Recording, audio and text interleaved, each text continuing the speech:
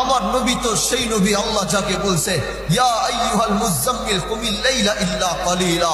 আমার নবী তো সেই নবী যাকে আল্লাহ বলছে ইয়া আইয়ুহাল মুদ্দাসসির কুম ফাআনযির ওয়া রাব্বাকা ফাকাব্বির। আমার নবী তো সেই নবী আল্লাহ যাকে বলছে ওয়াদ-দুহা ওয়াল লাইলি ইযা সাজা মা ওয়াদ্দাআকা রাব্বুকা ওয়া মা ক্বালা। আমার নবী তো সেই নবী আল্লাহ যাকে বলছে আলাম নাশরাহ লাকা সাদরাক ওয়া ওয়াদা'না আনকা উযরাক আল্লাযী আনকাযা যাহরাক ওয়া রাফা'না লাকা যিকরাক। আমার নবী তো সেই নবী আল্লাহ যাকে বলছে ইন্না আ'তাইনাকাল কাউসার ফাসাল্লি লিরাব্বিকা ওয়ানহার ইন্না শানিআকা হুয়াল আবতার। আমার নবী তো সেই নবী আল্লাহ যাকে বলছে মুহাম্মাদুর রাসূলুল্লাহ ওয়াল্লাযীনা মা'আহু আশিদ্দাউ আলাল কুফফার রুহামাউ বাইনাহুম তারাহুম রুকআন সুজদা ইয়াবতাগুনা ফাদলাম মিনাল্লাহি ওয়া রিদওয়ানা। আরে আমার নবী তো সেই নবী আল্লাহ যাকে সবচেয়ে বেশি ভালোবাসছেন, আল্লাহ যার স্বীকৃতি দিয়েছেন, যিনি একদিনের ভালোবাসার নবী নয়, যিনি এক সেকেন্ডের ভালোবাসার নবী নয়, যিনি এক বছরের ভালোবাসার নবী নয়, যিনি 12 বছর ভালোবাসার নবী নয়। বলে কেমন তাহলে? বলে আমার নবী তো সেই নবী আমার জন্ম থেকে শুরু করে আমার মৃত্যুর শেষ নিঃশ্বাস পর্যন্ত আমার নবীকে ভালোবাসবো, এটাই হচ্ছে সেই নবী। আর সেই নবীর নামই হচ্ছে মুহাম্মদুর রাসূলুল্লাহ সাল্লাল্লাহু আলাইহি ওয়াসাল্লাম। অথচ 12 রবিউল আউয়াল আসলেই দেখি রাস্তার ভিতরে তারা হাতের ভিতরে ব্যানার নিয়ে রাস্তার ভিতরে নেমে তারা মিছিল করে, কেউ দেখি কেক কাটে। অথচ তুমি এটা জানো না, তুমি যদি 12 রবিউলের দিকে তাকাও তাহলে এই মাস ওই দিন একই দিনে যে নবীর আগমন ঘটেছিল। অনেক ইখতিলাফ আছে, কেউ 8 রবিউল আউয়াল, কেউ 12 রবিউল আউয়াল, কিন্তু নবীর ওয়াফাত তো সেই একই মাসে, রবির ওয়াফাত তো সেই একই মাসে। তাহলে তুমি কিভাবে একদিকে কেক কাটো আরেকদিকে মিছিল করো? আরে ভালোবাসা তো এটাকে বলে না।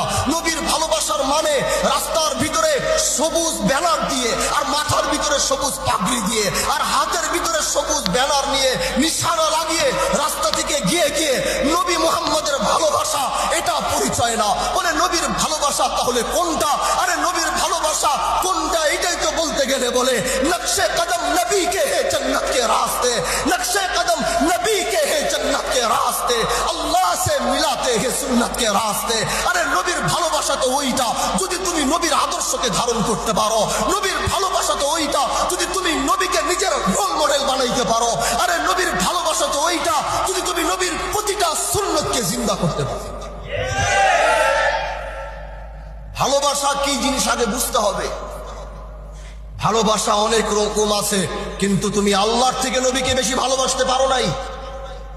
जिन्हें आसमान बनाने वाला, जिसने जमीन भी बनाया, जिसने जन्नत भी बनाया, जिसने कुल कायनात बनाया, वो जितना प्यार उनके महबूब को करते हैं, अरे वो एक सामान्य तुम्हार और আমার ভিতরে থাকে নাই, নাই হবে না। তাহলে কুল কায়নাতের মালিক তাকে কত ভালোবাসে, তার প্রতি তিনি ভালোবাসার বহিঃপ্রকাশ করতে গিয়ে কোরআনের কয়েকটা আয়াত তিনি একসাথে করেছেন।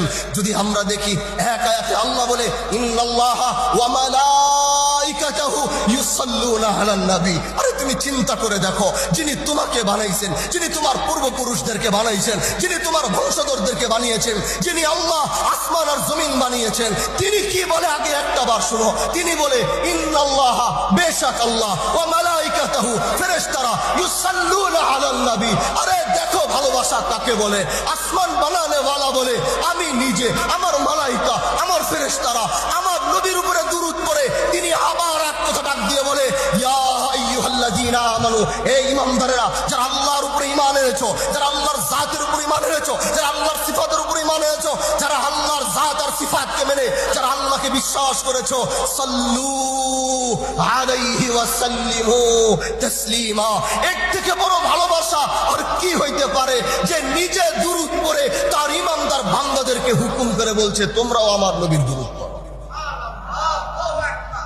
ভালোবাসা কাকে জিনিস ভালোবাসা কি জিনিস, আল্লাহর ভালোবাসার নমুনা তুমি সিরাতে মুস্তাফা খুলো, ইদ্রিস কান্দলবী রহমাতুল্লাহ আলাইহির সিরাতে মুস্তাফার কিতাব সামনে আনো, কখনো পড়বা দেখবা মুচকি হাসি আসে, আবার কখনো পড়তে যাওয়া দেখবা চোখ দিয়ে অঢলে পানি পড়ে। ভালোবাসা কি জিনিস এটা তো আল্লাহ নিজে প্রমাণ করেছে তার নবীর প্রতি। ওই যে মনে নাই তায়েফের ময়দানে, তায়েফের ওই কঠিন ময়দানে যেদিন নবীর মাথার দিকে ঝরতে ঝরতে ঝর্ণার মতো সেই রক্তগুলো যখন নবীর পাও পর্যন্ত এসেছে, চামড়ার মোজা পরেছিল মুহাম্মদুর রাসূলুল্লাহ, আর এই চামড়ার মোজার ভিতরে, চামড়ার জুতার ভিতরে নিজের শরীরের রক্ত যখন চামড়ার জুতার ভিতরে এসে লাগে, শুকায়া যাওয়ার কারণে নবীর পা থেকে চামড়ার জুতাটা খোলা যাচ্ছিল না। ওই দিন আল্লাহ এত ব্যথা ব্যথিত হয়েছিলেন, এজন্য জাবালের সব ফেরেশতাদের সরদারকে পাঠিয়ে বলেছিল, যাও গিয়ে দেখো আজ তায়েফের মাটি রক্তাক্ত, গিয়ে দেখো আজ তায়েফের মাটির কি অবস্থা, যেখানে রহমাতুল লিল আলামিন পড়ে আছে, যাও তাকে গিয়ে জিজ্ঞাসা করো আজ তার উপরে যে অত্যাচার হয়েছে, আজ যে জুলুম তার উপরে হয়েছে, উনি কি চায়। উনি যদি বলে যে হ্যাঁ এই জুলুমের বিচার তিনি চায়, তাহলে তাকে শুনিয়ে দিও আল্লাহ এই তায়েফের অস্তিত্ব রাখবে না, এই তায়েফ নামক শহর এই পৃথিবীর মানচিত্রের ভিতরে থাকবে না, এই তায়েফ চূর্ণ বিচূর্ণ হয়ে যাবে। জাবালের ফেরেশতারা সরদারে কায়নাতের কাছে এসে যখন এই বাক্যটি উচ্চারণ করেছিল, এর থেকে বড় রোল মডেল আর কি হতে পারে, এর থেকে বড় আদর্শ পৃথিবীতে আর কে হতে পারে।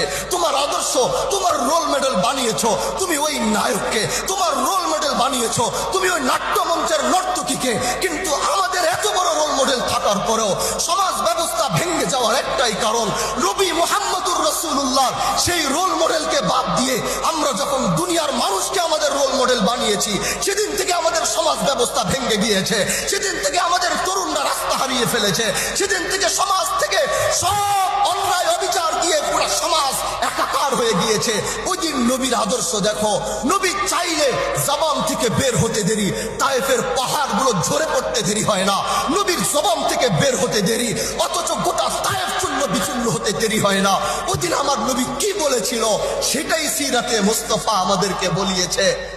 আল্লাহর নবী তাদেরকে ডাক দিয়ে বলছে, আমি তো ওই নবী, আমি তো তার ওই মাহবুব, আমি তো তার ওই মুহাম্মদ, তার ওই আহমদ, তার তাহা, তার সেই ইয়াসিন, আমি তো ওই নবী যাকে আল্লাহ রহমাতুল লিল আলামিন বলেছে।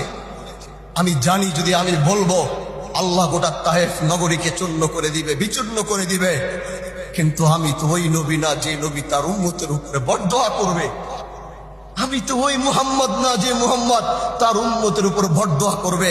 ওরা আমাকে চিনে নাই, ওরা আমাকে জানে নাই, ওরা আমাকে বুঝে নাই আমি কে, ওরা নিষ্পাপ, ওরা আমাকে না জেনে মারছে, ওরা আমাকে না জেনে রক্তাক্ত করেছে, ওরা আমাকে না জেনে আঘাত করেছে। আল্লাহু আকবার। নবীর এই কথার পরে আল্লাহ সবচেয়ে বড় পুরস্কারে পুরস্কৃত করেছিলেন, যেই পুরস্কার পৃথিবীর কোন পয়গম্বরকে আল্লাহ করেন নাই। দুনিয়ার জমিন থেকে 7 আসমান ভেদ করে কেউ যদি আল্লাহর সাথে মোলাকাত করে, ওই মোলাকাত শুধু একমাত্র নবী মুহাম্মদুর রাসূলুল্লাহ করেছেন। আপনি কোন নবী? ভালোবাসা কি জিনিস সেটা তো আল্লাহ আমাদেরকে দেখিয়ে দিয়েছেন। তায়েফের সেই সফরের পরে নবী যখন মক্কার মাটিতে ফিরত এসেছিলেন, পৃথিবীর সবচেয়ে বড় পুরস্কারে পুরস্কৃত করেছেন, যেটা আল্লাহ পৃথিবীর কোন নবীকেও করেন নাই, কিয়ামত পর্যন্ত আর কোন নবীকেও না। এই পুরস্কারে পুরস্কৃত পৃথিবীর আর কেউ হবে না। এই একমাত্র পুরস্কারের মেডেল পেয়েছিলেন সৈয়দুল মুরসালিন খাতামুন নবিয়্যিন রাহমাতুল লিল আলামিন। বলে সেটা কিভাবে?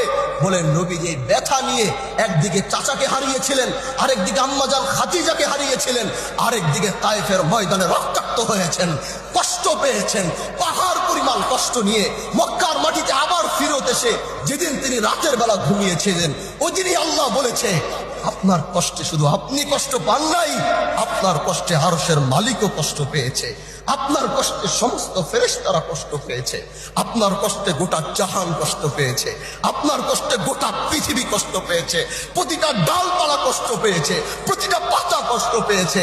আপনার কষ্ট তো আরশের মালিকের কষ্ট। আমি এই সব কষ্ট দূর করতে চাই। আল্লাহ সেদিন জিব্রাইলকে বলেছিল, ভালোবাসা কাকে বলে এটা শুনে রাখো। তোমার মতো হাতের ভিতরে সবুজ পতাকা লাগিয়ে 12 রবিউল আউয়ালে মিছিল করার নামই ভালোবাসা নয়। আল্লাহর ভালোবাসা দেখো, তার নবীর প্রতি তার কি ভালোবাসা। সেদিন জিব্রাইল এসেছিলেন, নবীকে সালাম দিয়েছিলেন। নবী জিজ্ঞাসা করছে, এত রাতে তুমি এখানে? তখনই জিব্রাইল সেই আয়াতটি তেলাওয়াত করেছিল, সুবহানাল্লাযী আসরা বিআবদিহি লাইলাম মিনাল মাসজিদিল হারাম